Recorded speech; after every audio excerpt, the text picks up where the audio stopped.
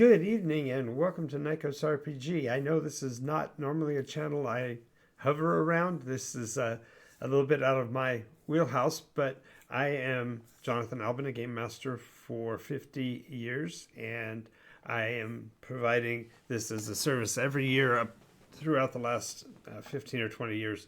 I've produced a Games to Take to Grandma's PDF that I've provided to people as a download from my website, and I will probably be publishing that a little bit later this week. But for now, I wanted to get a video out to you that would help you to determine what games you want to take to your grandma's house. Now, this is being done in the holiday season, but it doesn't necessarily only apply to the old song of over the river and through the woods, you know the rest. But it's also for when you go to visit in the springtime or when you're going to a friend's event. But we're utilizing the idea of the Games to Grandma's House concept to represent these categories. And one of the advantages of a video layout is that it's going to be much more expansive than it would normally do. So I will be going over the various categories of games and giving you my recommendations for the games you could take to Grandma's house that would be suitable for players of all ages, and in particular will be endearing and enjoyable for everybody. Getting used to the camera switches. So I am going to start with classics and card games, and these are the games that you will find in virtually every games closet already. So if Grandma already has them, feel free to play them. You know, they are ones that might be dearly loved or may only see light of day once a year. But if I were to ask what game you would consider to be the one that's most likely to be in Grandma's closet, if I asked 100 people, I'd assume probably 90 of them would have which one? Monopoly. Almost every household is familiar with the Monopoly game. Hasbro did a great job a long time ago of setting it up as the ultimate family game. I know they used to do family game nights, and even in that they would promote it. In reality, it's one of those games that you either love it or you hate it, and if you've played it once, you probably played it enough times. But I mentioned it because it's going to be ubiquitous. If you go there, more than likely you won't have to take this game to Grandma's because she'll already have a copy. So a second one that fits into this category really handily for classics is the second most likely game, and probably the only one that's actually set out and set up when you walk in the door, and that would be, of course, the chess set, because chess and checkers are so classic and so ageless that more than likely everybody has at least some way of understanding how it's played. Now, I don't normally include it in my Games to Take to Grandma's, not only because Grandma probably has a copy, but it's also a very limited number of players, namely 2. Now, you might play teams. You might have a younger player who's learning and an older player that's assisting them. But generally, that game kind of falls out of the utility in terms of a family game. Another game that's in that closet, guaranteed, and you probably have a copy of this for yourself as well, and that would be Scrabble. And again, Scrabble is a love or hate relationship. Generally, people that are good at understanding and recognizing words or have a Scrabble dictionary, then they're probably going to be the ones who really want to play it, and other family members will play it because it's, Grandma wants to play it and everybody will play it one time with her, but because she's the one who probably is going to be wiping you out by playing because she sits and reads a lot. Okay, so these are classics that I don't really say they're games you have to take to Grandma's, because more than likely Grandma's got them. In the next section after the classics and card games, I'll be giving some recommended substitutions for these that I've already mentioned, but the other classics that you might find in a games closet would be the card games. And card games, almost everybody has 1 or 2 or 10 decks of cards, and most people are familiar with at least 3 or 4 of the games that I'm going to rattle off here. If there's anything that I mentioned that you'd like to know more about, make sure you leave that in the comments or in my chat box, so I can assist you with that. But generally speaking, card games would fall into several categories. Of course, the most prestigious, if you will, historically, would be the game Bridge. And there are a lot of games that are derived from Bridge that are much easier to play. I'm thinking of the game of 7 or 10 point pitch, the game of Pinochle, and there's a wide array of games that are also derivatives of Rummy. And Rummy is basically a collection game where you're collecting sets of cards in order to play them down. And Rummy is ubiquitous, just like these other more classic games that I mentioned before. But of course, then there's the games that end up going on the edge with being the gambling games like poker and blackjack and the like. And in the case of Rummy, actually, there's a competitive version of that called Gin Rummy, and usually that's played with a point system, and then people translate that to penny a point or nickel a point or whatever. Matter of fact, my grandparents played Rummy long enough that they had a running tab between them that would pass back and forth, and it was a way for them to keep track of their expertise at the game. It wasn't necessarily that they were ever going to pay off, so to speak, but they did keep a notebook in their games drawer for the cards where they actually kept track of that. Other card games that you may not know about that are also really interesting to play with standard decks of cards would be Kings in the Corners, the clock game. There's a ton of different kinds of games, but I have to say that for my part, the number one game, and this one you may actually have to bring your cribbage board, but cribbage is in my estimation the king of games. And if you've never played it, it's fundamentally a very, I guess you'd say, sophisticated version of tic-tac-toe, and that is to say that all of the absolute skill you might have at the game doesn't mean you're necessarily going to win, because the cards that come into your hands may vary. Now, that doesn't mean that there's not competent cribbage players versus incompetent ones, but what I'm referring to is, generally speaking, a cribbage board can accommodate 2 players, 3 players, up to 6 players. And you can play more than that, of course, by playing multiple tables and rotating down if you lose and up if you win. There's a lot of ways to do it. But cribbage is the king of card games, and I would recommend at any time pick up a copy of it. The rules are relatively easy to learn. It can be found on the rules themselves aren't under anybody's copyright or branding, so you can literally go onto the web and look up the rules for it. And there are some localized differentiation. There are some households that play a certain way and other households play a different way, but cribbage is the king of the classic games.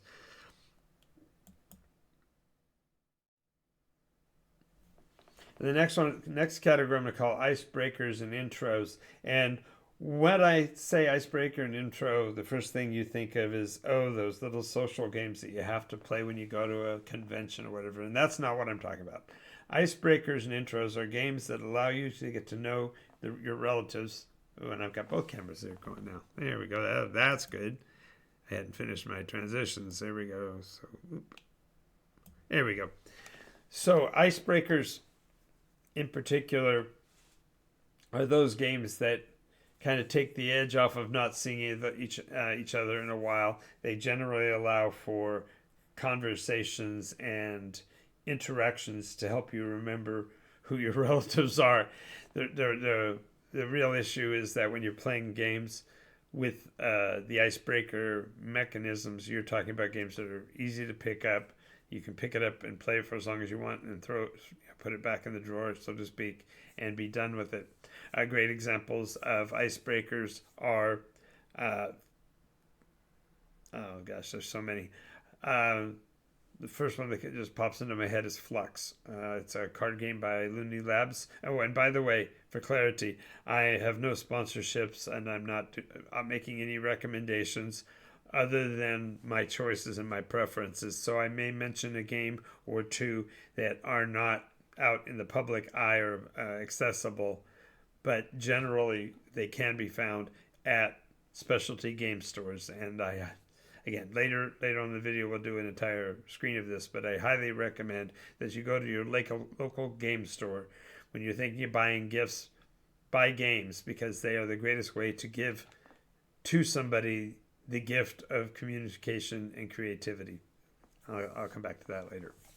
But in this case, we're going to continue talking about icebreakers. So I mentioned Flux. Now, what's interesting about the game of Flux, again, by Looney Labs, and it's Looney, Looney Labs. And the mechanism of the game is that the game starts with only one rule. One card gets put down with the rule on it, and then each person plays by that one rule, but each time they play a card, it may change the rules. And they can change the basic rule is draw a card, play a card. If there are no changes to the rules, that's the rule of the game. Of course, you have to add other cards to make the game end, because without a way to win, which the base rules don't give you, you have to build out the premise of this. And so some of the cards will change the number of cards you draw. Some cards will change the number of cards you play. Perhaps there will be a card that will tell you the winning condition. It'll say, you have these two keepers, you win the game. So if you can get those keepers onto the table, then you own them. So it's a very quick game. It has a virtually infinite number of players that can play. If you have a large group and want to play with a single deck and play all the way around, you can actually play with multiple decks. And each type of deck that is available for Flux can be played with other decks, so you can actually combine them together. So Flux is a great icebreaker. You get to play, you get to have a conversation. Of course, it does require some concentration to remember what the rules are and what's going on at any given point, but it's a kind of a fun one. Another icebreaker that everybody's heard of, I'm not even sure who publishes it right now, but Apples to Apples.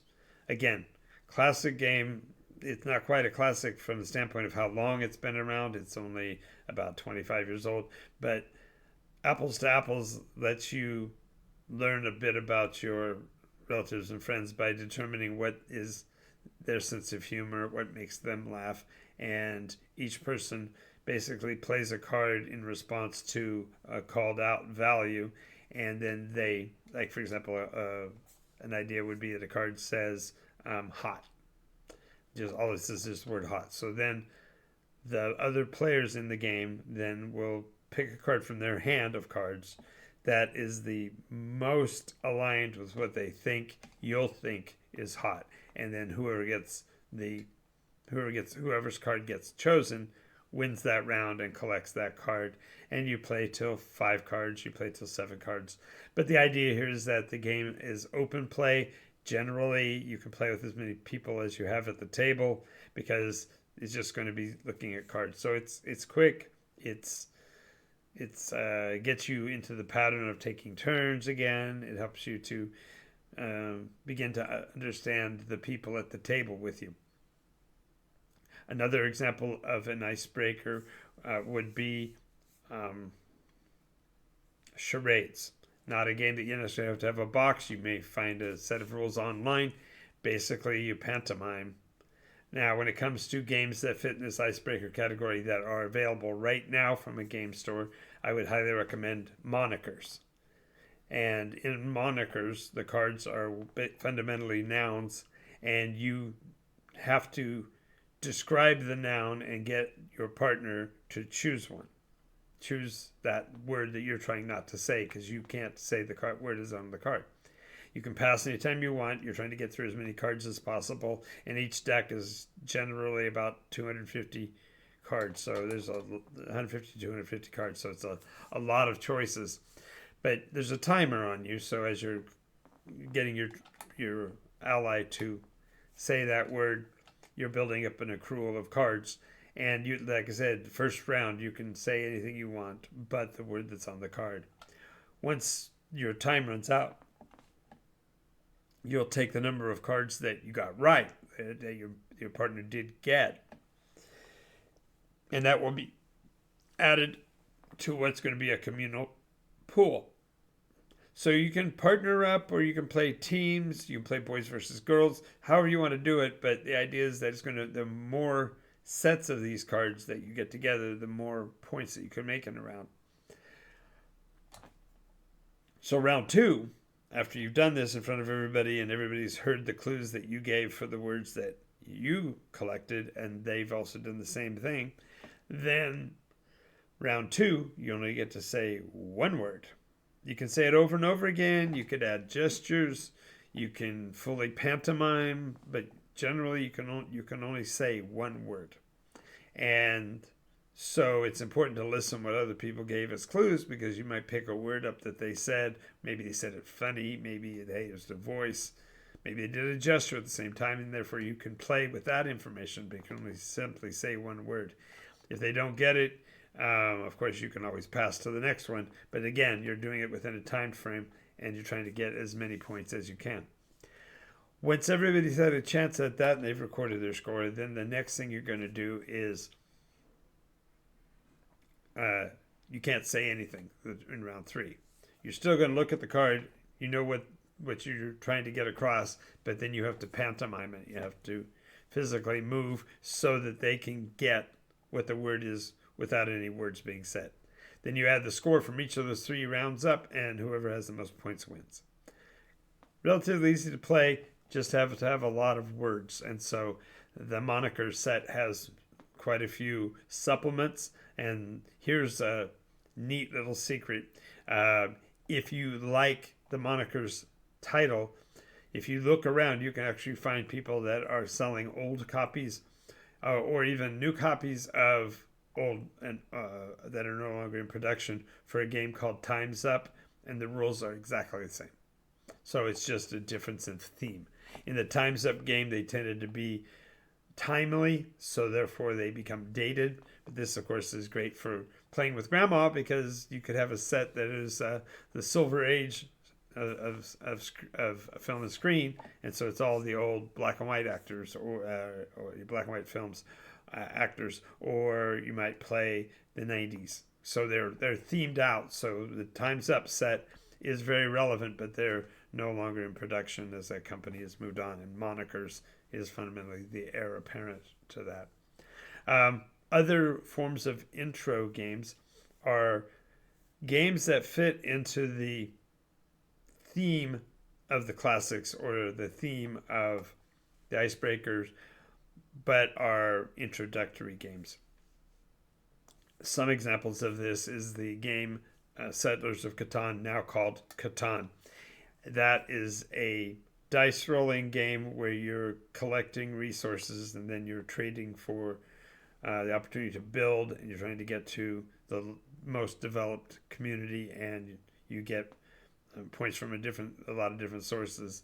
And the Catan game is really an intro, because once you start playing, there's many supplements for that game. Another one in that same category as intro games is Tsuro. That's spelled Tsuro. And that one I happen to know the publisher is Calliope Games. And it's pretty easy. You place a tile and you move your guy along the track that's on the tile. And your objective is to keep playing longer than everybody else, because once your marker is driven off the road off the edge of the map, then that player's out and you keep going. The really big benefit to that game over the others that I've mentioned so far is it has sufficient pieces in the game for you to play up to 8 players right in the original box. That's a huge benefit over many of the games, even the ones that I've mentioned, like Catan, generally are 4-player games with an extension up to 5. Other examples of intro games would be, I'm trying to think of what I would also consider that. But these are games that are you're getting to know the other players. There are a lot of call and response card games where you're trying to get your opponent to mess up on a word, or vice versa. So there's a whole lot of choices for intro games. But I do want to get through this list, and we have quite a bit to cover still. So, okay, ensembles and evergreens. These will be games that lift off of the intro and then add a little bit more crunch. They might be a little bit more sophisticated to learn how to play, but these are generally games that are also evergreen. They're not going to be going away anytime soon because they are a stable selling product and they will be around for quite a while. Of this group in particular, there are a couple I want to mention. One is Century, and there are 2 different versions of Century, and they're all associated with the same fictional world, I suppose, but in one style of play, they use little wooden blocks for trade items, and all of these games work basically the same way, all of the different centuries, and there are at least 2 styles of play. So there's the classic, which uses the wooden blocks, and then there's what I argue is one of the prettiest games out there, and that is the Golem Edition. And in the Golem Edition, there's a bit more fantasy involved. You're trading for mythological golems, these big monstrous machines that will do tasks for you. And they have a wide variety of costs, and the game element is that you're collecting crystal gems to trade for the golems. And it's, again, easy to play, but I definitely recommend it because it's a game that is beautiful with a little bit of crunch. It's going to be a game that you'll play over and again, but it's not got the introductory nature. You've got to have a little bit more on the ball. Generally, games like this will have 4 to 6 players as a basis. So if you're going to a grandma's event, a family event or a friend event or even a corporate event that's got more players, you may want to consider bringing either multiple copies or conversely just realize you've got a limited number of players. The advantage of this style of game, these ensemble games, is that they are meant for a limited number of players, but you can pick it up and play it and be done with it in 35 minutes or up to an hour. Some of them go an hour and a half. But for example, the extended Catan with a couple of supplements fits into this category. They're evergreen. You can find them just about everywhere. They're ubiquitous, but they are a little bit more crunchy, add a little bit more time to play. There are so many that might fit into this evergreen. There are, for example, I mentioned Suro. There's an upgraded version of the next Suro game has to do with a little bit more dynamics. The maps can change and things like that. And so among this group, I would also include Carcassone. And Carcassone is a tile setting game, and you're getting earning points. Hey, no, I'm not grandma. We're going to grandma's. Thanks a lot, Strig. Yeah, that got me. The games like this, the ensemble games, are great for picking up and putting down. Another great one that's hard to find but really kind of fun is Run for Your Life Candyman.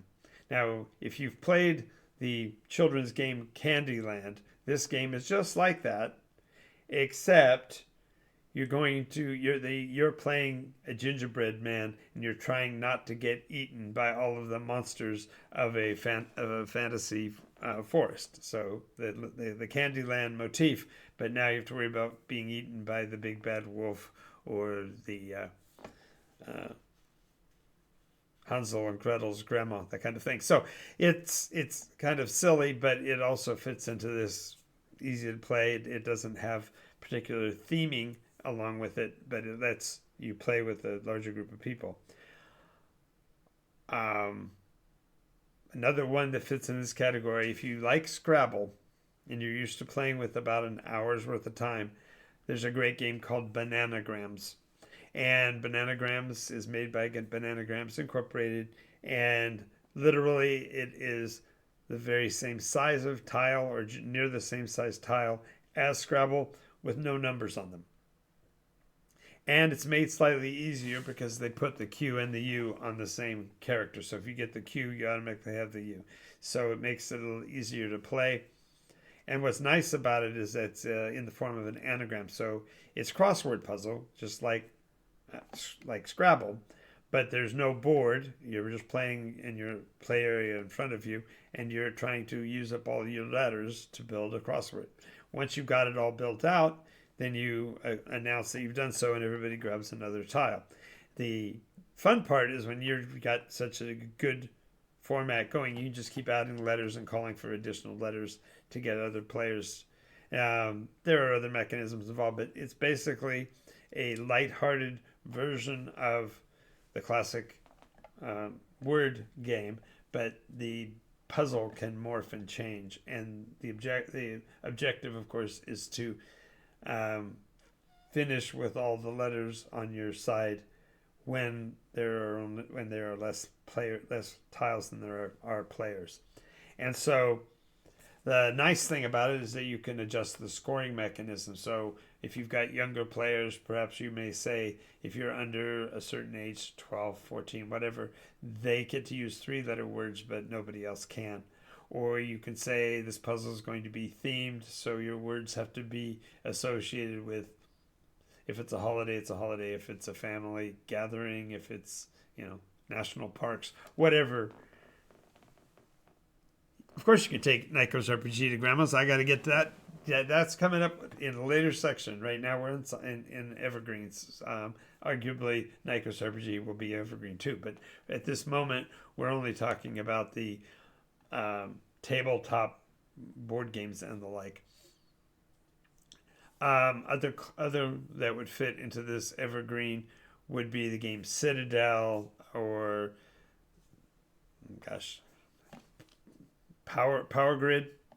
And again, none of these games are paying me a penny. I'm just giving my recommendations because these are games that you can take and everybody can pick up and understand in a relatively short period of time and be playing and still be able to have your conversations because it's not going to be so crunchy as to be impossible to play.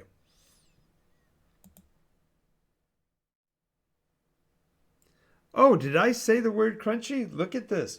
So majors and crunchies are games that are intended to play over larger periods of time, and generally this is for Uncle Albert and the people in your family that just lovely. Who goes there? Who goes to grandma's house? Funny. The majors that I would recommend would be Twilight Imperium, and that is a big box game from Fantasy Flight. And when I say big box, it's a big box. And Who Goes There is a game. Oh, okay, that's a good one. I don't know that one. That's maybe in your localized market. I haven't heard of that one. Thanks for mentioning it. You have to share with me a little bit later what that game is about. But I'd love to hear that. Other examples of crunchies. Oh, okay. Oh, that's a good one. Other crunchies would be Wingspan, and Wingspan is a game about bird breeding, and it's a little wonky. Other examples of majors that would be fun to take to grandma's would be something like Lords of Waterdeep or Fresco. All of these are generally board games that have a timeout of maybe 2 to 4 hours. In the case of the bigger ones like Twilight, it's a 6 or 7 hour game. It just is going to be Civilization, especially the older version. The idea of the crunchies are that they're sophisticated rules where you have to really focus on play, and it's going to have a limited appeal, so you might want to bring 1 or 2 of these at most, and only if you've got the whole day to spend and players are looking for this. Other examples would be cosmic encounters. There's again, when I'm talking games, we could go on for hours, but I do want to limit myself, so I will leave that at that. But just realize that the crunchies are going to be the more sophisticated and time intensive. Okay, so now we're going to talk about the Closet Report. And the Closet Report is a series that I used to do, and I'll be starting up again with the beginning of the new year. But the Closet Report is fundamentally going to give a description of a game, talk about which category of game it falls into, and where it should be positioned in a games closet. And that's assuming that you have 6 shelves, so there'll be between 1, which would be a game that you put on the lower shelf and you may play once in a while, but then you've got the ones up at the top shelf that are the games that you'll be bringing out a lot of times. So for this version, we're going to talk about the top center, the games that you really should have in your collection right now. And of course, I'm going to be speaking in this case in a general way about all style of games. The first thing you're going to want to have is a cribbage board. If you play cribbage even a few times, you'll see why it's a valuable game. And cribbage boards are as simple or as sophisticated as you want them to be. Now, one thing to note about that game in particular is that a perfect hand happens 1 out of 65,000 hands or so. But since a deck of cards can produce an infinite number of options as far as what cards come out, there's no way to know when you'll be able to see one of these. My grandfather played cribbage all of his life, from being a 4 or 5 year old kid all the way up until he passed away when he was 82. And he never once got to see a perfect hand played. What I find ironic is that on the very heels of his passing, I played a game of cribbage with my grandmother, and I got to observe the first perfect hand. She didn't even know she had it. She wasn't even thinking about the possibility, but she had been dealt 6 cards, including 3 5s and a jack. And when the card flip occurred to create the common card, it flipped up the 5 that matched the jack she had. And that's how it's only that one one possibility, which usually I think it's a total of 4 outs in the entire game, but it's ridiculous. But I got to see her get a perfect hand, and then my dad, just before he passed away, he also got the perfect hand. As a matter of fact, I took a picture of that one, and so I'll probably put that up in one of the videos coming up in the future. But the cribbage board is going to be front and center. It's going to be right there in that #1 premium spell slot. That's how much role playing I do. In the front and center of your games closet. Second thing that's going to be right beside it will be Bananagrams, which I mentioned earlier. It's a Scrabble-like game, and it's so variable. It's a great one. Third one, front and center, is going to be a copy of Boggle. And I prefer the regular Boggle over the Super Boggle, just my preference, simply because in the super boggle, you can't use any words that are 3 letters or less. And I prefer to be able to set that option even on the smaller board if we're playing with more children. Again, the younger minds are going to want to work on spelling shorter words, so therefore provide them the opportunity to pick up points on the 3-letter words while you have to focus on the larger words. And so that's another one that would be on this front and center shelf. Additionally, front and center for me would be the ones that I've mentioned in particular: Carcassone, Catan, Century, Golem Edition. Those would have to be in that top dead center space as well. I could go on and on and on, but I'm wanting to keep this video at a reasonable length of time, so I think we've got one more slide here. Alrighty, so since we're not necessarily talking about holidays, I can take a minute here and tell you that there are so many more games that I haven't even mentioned that at your local game store. And in most communities, you can find one. Some of them are hobby stores aligned with, say, puzzles or with toys or other combinations of products. So if you're diligent about it, you can find most of the games that I've mentioned as still available today at the retail store. But more importantly, you have as a resource the game store staff, because generally they'll not only know what is currently available, but they'll tell you what's popular in your local area, which means you may find 1 or 2 or 10 titles that fit your local event more so than the others. Now I'll mention one other category that I haven't gotten into here, and that is role-play games, and that's my jam. And as Strigley mentioned, I'm definitely a supporter of, as you can see. Whoop, where did I put it? There it is. NycosRPG. And the reason for that is that it is an evergreen because it can play a lot of different genres. It's fast play. You can go from sitting down to playing, even with people who have never played before, in 5 minutes or less. And if you go to my YouTube channel at NycosRPG, you can find out all about it. I've got an entire playlist of how to play NycosRPG. So that gives you a way to get into the role-playing environment if you want to. But I only wanted to mention it because it's going to be going to press soon, and we'll have more information on that in a later video. So I must have one more slide left. Nope, that is it. I have gotten through my material, and only about 8 minutes longer than I intended. So thank you for being here tonight. I hope you get an opportunity to play a lot of games between now and Christmas.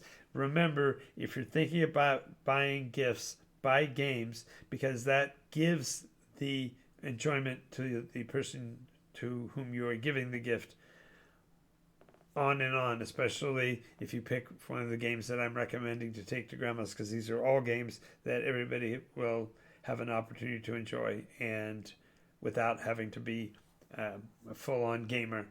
And more information will come in the future. I do record generally Monday through Friday, so this is a special edition episode, and I hope that it's been helpful to you, and I will talk to you again next time.